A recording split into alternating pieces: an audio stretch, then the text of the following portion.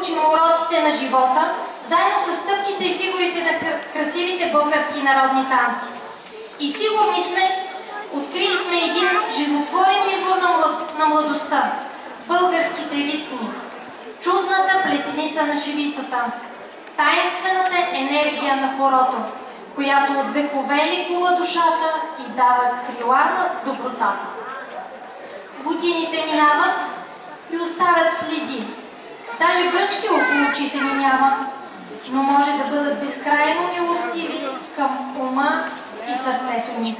Защото ако в младостта ни е липсвала мъдрост, няма нужда в мъдростта ни да липсва младост.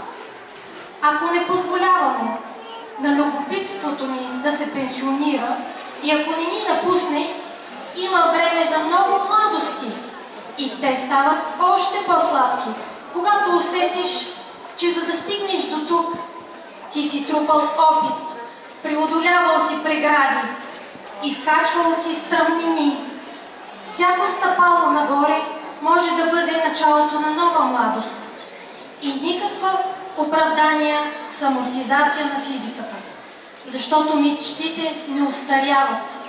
Напротив, годините позволяват да гледаме живота все по-отвисоко, а гледката от високо разкрива повече възможности и красоти. Майсторството на живеенето е в красивите малки мигове. Да се чувстваш цял и жив, докато лежиш в божурите, с компания на светулки и някой, който те обича, да лежи до теб и да ти показва къде е голямата мечка. А ти да не искаш да си никой друг, с никого другиго, никъде другаде, по никакви различни начини. И нека минават годините. Важното е да има мигове като този и вечери като тази, в която всеки е неповторим.